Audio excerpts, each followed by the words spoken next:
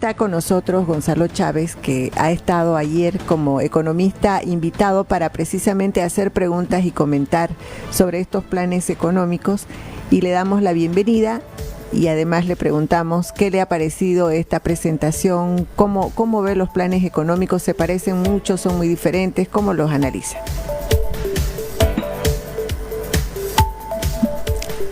Parece que se ha congelado un poquito la... Muy buenos días. ¿Cómo está? Ahí está. Adelante, por favor. Sí. Adelante, Gonzalo. Muy buenos días, muchas gracias por el contacto. Sí, evidentemente he estado ayer en la parte más de estabilización macroeconómica de corto plazo. Y como ustedes dicen muy bien, hay cosas muy parecidas. La aproximación es de cortísimo plazo para el tipo de cambio, es muy similar, ambos quieren volver a un tipo de cambio flexible, sucio, es decir, determinado por el mercado con cierto control de parte del Banco Central de Bolivia para que no haya grandes fluctuaciones. Los de Libre quieren volver literalmente al bolsín, que fue exitoso entre el 86 y el 2011, y el Partido Demócrata Cristiano quiere hacer bandas de precios, pero que a rigor, digamos, es muy parecido, muy similar. En términos fiscales también quieren cortar 3-4% del Producto Interno Bruto del déficit, eso también es coincidencias. También tienen coincidencias respecto a la política monetaria.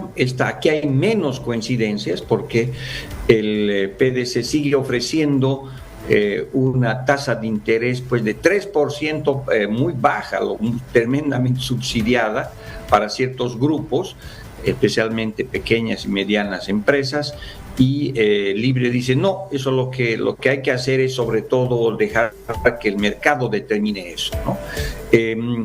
Y después, bueno, hay algunas diferencias también en la manera en que se va a abordar, por ejemplo, el tema de control de la inflación, pero yo diría que en general son variables menores, ¿no?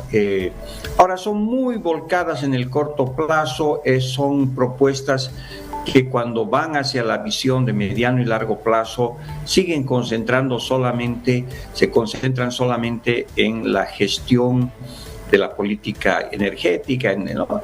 Son los instrumentos, son muy bien elaborados en términos de instrumentos de política económica, pero en mi opinión se ha ratificado el día de ayer, son programas sin alma, son programas que no tienen propósito, que no tienen, que no apelan, ¿no es cierto?, a la visión de desarrollo. Es muy importante cuando tú haces un plan de estabilización, no simplemente concentrarte en los instrumentos y que sean buenos o malos, sino también en los elementos motivacionales, en las situaciones que hacen que la gente se movilice y apoye eso a partir de una perspectiva de sueño. ¿Qué tipo de país queremos? ¿En qué debe basarse? No es simplemente un manual de licuadoras donde tú dices apriete tal botón, haga tal cosa, y creo que ahí quedó clara que son dos programas pues que desafortunadamente no movilizan la inteligencia colectiva boliviana, pero son buenos, digamos, como manuales de lo que hay que hacer, ¿no? Y tampoco trabajan muy bien el tema de la gobernabilidad, ¿no? Uh-huh. Y precisamente sobre eso me parece un buen titular ese, son programas sin alma, ¿no? Porque, claro, uno tiene la urgencia de salir de la crisis económica, pero también quiere soñar con el futuro y con tener un país que sea diferente a lo que tenemos ahora. También hablaba con algún economista ahí en el foro ayer, y me decía, es interesante, pero no lo van a poder lograr. La inflación va a ser muy alta, no la van a poder controlar. Me hablaba inclusive de pensar en una inflación de entre 30 y 50% este año, y eso coincide con las proyecciones del Banco Mundial de ayer, que habla de que Bolivia está en recesión. Este año va a terminar con un decrecimiento de menos 1.1%, el próximo año menos 1.5%, y esto va a durar hasta el año 2027. Entonces, ¿cómo analiza usted cómo nos encontramos en este momento pensando en estos propuestas económicas de cara hacia adelante. ¿Cómo va a estar Bolivia y cuánto tiempo nos va a tomar salir del pozo? Mira, los datos que salieron del Banco Mundial, que son completamente diferentes del optimismo que hace un par de días reflejaba el ministro de Economía y Finanzas, una estagflación. Es una situación de recesión económica, de crecimiento de la economía 0.5% este año, menos 1.1% en el 2026 y menos 1.5% en el 2027. Es decir, la proyección es realmente preocupante. Eso se llama recesión, gente parada, máquinas sin trabajar, campos sin producir, ¿no? Eso es la recesión. Ahora, si simultáneamente tienes inflación, estás en estagflación, inflación con recesión. Y la inflación este año va a estar alrededor de 20% y si no se hacen ciertas cosas, en los próximos 2 años serían complicados. Ahora, lo que ocurre es que la estagflación es una trampa muy difícil de salir, porque, a ver, si tú quieres, para salir de la recesión, ¿qué es lo que tú necesitas hacer?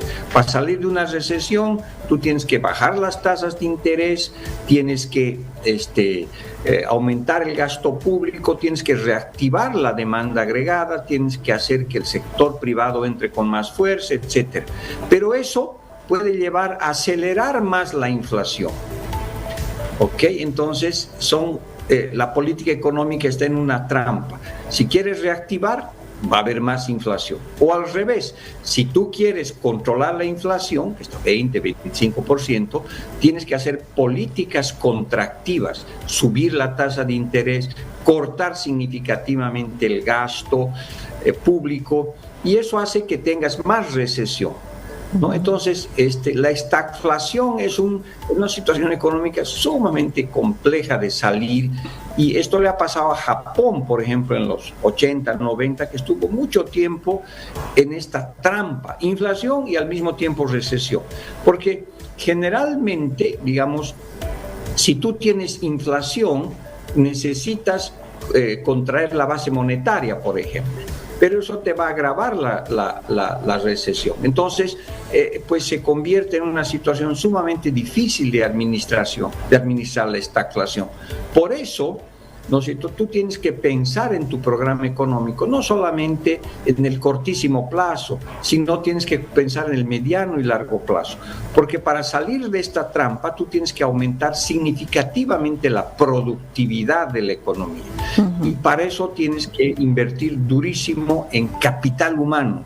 Y eso es lo que le falta a estos programas, una visión de que no solamente se tiene que cambiar el modelo de desarrollo hacia un modelo más que dé énfasis al sector privado, sino el patrón de desarrollo. El patrón de desarrollo en Bolivia es demasiado extractivista, minerales, agroindustria, gas, etcétera. Y pasar a un patrón de desarrollo mucho más basado en capital humano. Y de esa manera podrías, en el mediano plazo, salir de la trampa de la estagflación. Ese fue el planteamiento, por ejemplo, sumamente interesante a través de una pregunta de la CAINCO cuando en el debate de ayer, ¿no? Ahora, por un lado está el pedir recursos de inmediato al Fondo Monetario Internacional. Por otro lado está la propuesta del PDC, que habla más de reducir el déficit fiscal, sacar el subsidio y todo eso para poder captar esos recursos. ¿Cuál cree usted que es la adecuada, o es que no se puede sin la una y sin la otra? Mira, la pregunta es muy interesante. A ver, no hay la menor duda que ambos quieren ordenar la casa, ¿no es cierto? ¿Qué significa ordenar la casa? Lo que decíamos al principio de esta entrevista: cortar gasto público, volver a un tipo de cambio flexible, hacer que el mercado vuelva a organizar las cosas, darle mucha importancia al sector privado, capitalismo para todos de un lado, el otro propietarios, todo el mundo propietario. Entonces, son varios instrumentos de corto plazo para ordenar la casa, ¿no es cierto? Y eso no hay la menor duda que lo vas a hacer, tienes que hacer. Ahora, la pregunta es, ¿qué es lo que te va a pedir el Fondo Monetario Internacional, que sería la principal fuente que propone Libre? Te va a proponer más o menos lo mismo. Entonces la pregunta es, ¿tú quieres ordenar la casa con plata o sin plata? Porque igual vas a tener que ordenar la casa. Entonces yo creo que es bastante más interesante pedirle la plata a la suegra del Fondo Monetario Internacional y ordenar la casa simultáneamente. Porque una cosa es tú ordenar la casa con plata, ¿no? Y hacer bien, porque lo que te va a pedir el Fondo Monetario Internacional, lo que te va a pedir, digamos, otros organismos internacionales, y lo que tú vas a hacer, y en eso ahí están las coincidencias, es más o menos lo mismo. Habrá pequeños ajustes aquí y allá, pero no es solamente ordenar la casa, ¿no es cierto? Es reformar y reconstruir la casa, porque la van a dejar en pedazos. Entonces, yo creo que ahí hay coincidencias, que hay que ordenar la casa, y en mi opinión, si yo estuviera en esa posición, cualquiera de los dos, prefiero pues ordenar la casa con la plata de la suegra que sin la plata de la suegra, porque claro, igual la suegra me va a pedir, me va a decir ordene, ¿no es cierto? Y le doy la plata. Entonces yo prefiero ordenar y que me dé la plata, decir, no, yo ordeno primero, soy muy hacendado, pero con sacrificios, ¿no es cierto? Porque no tengo donde quedarme muerto. Otra pregunta. Entonces ese es un poco... En el caso de Libre, habla de transferir recursos a los municipios para que generen empleo de mano de obra, como era el plan, ¿no es cierto? Empleos de bajo salario para muchos obreros. En el caso del PDC, habla de transferir o crear alguna forma de bono, etcétera, para compensar a las familias más pobres que van a sufrir este ajuste económico. ¿Cuál es la fórmula mejor desde su punto de vista? Bueno, mira, yo creo que es una combinación de ambas cosas, ¿no? Porque lo que propone Libre es un poco ahora a través de los municipios, lo que en el año 85, 86 se llamó el Fondo Social de Emergencia, que es crear demanda agregada desde la base de la pirámide social. Es decir, tú haces pequeñas obras, reformas escuelas, aceras, calles, con eso das plata a los municipios contratan gente, esa gente tiene más dinero y esa gente pues reactiva la demanda agregada y está en una mejor situación. Entonces, la creación de estos empleos de emergencia es un camino que creo que hay que seguir. Y no es incompatible con también dar ciertas transferencias a los grupos más vulnerables, ¿no? Porque ambos hablan de sacar las subvenciones, sí, ¿no es cierto? Lo que dice Libre, saquemos las subvenciones, pero dejemos el subsidio, que ahora se va a llamar subsidio, digamos, al transporte público. El resto sale. Los otros dicen, sí, saquemos también eso, pero igual voy a escoger grupos a los cuales los voy a compensar, ¿no? Con una transferencia. Entonces, no son incompatibles, ¿no es cierto? Creo que en el fondo vas a tener que hacer ambas cosas. Tienes que generar empleo, especialmente en la construcción, que mueve muchos recursos internos y mano de obra local, y también vas a tener que hacer algún tipo de transferencia. El problema de la transferencia es cómo identificas a la gente que necesita esa transferencia. Y ahí no es sencillo, ¿no es cierto? Porque los datos que hay en Bolivia sobre temas sociales no son muy precisos, muy claros. Y después, ¿cuál es la metodología a través de la cual le vas a dar? ¿Vas a darle un bono, digamos, por los bancos? Eso significa que toda la gente tendría que estar bancarizada. ¿Le vas a bajar la tarifa de electricidad? Eso significa que todo el mundo tendría que tener acceso a la electricidad y de repente los más pobres no lo tienen. En fin, ahí la metodología es bien importante, ¿no? Dejando a un lado los planes de gobierno y volviendo a la recesión que prevé el Banco Mundial para Bolivia, ¿eso qué significa para el hogar, para la familia de clase media o de clase baja? ¿Qué significa esta recesión?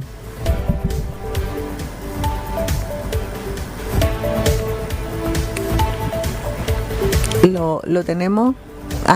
A ver, ya está. Bueno, esta recesión afecta sobre todo a la gente de menos recursos, ¿no? Clase media baja. Muchas veces la recesión afecta a las pequeñas y medianas empresas, sobre todo en el sector formal. En el sector informal de repente puedes todavía sobrevivir, ¿no?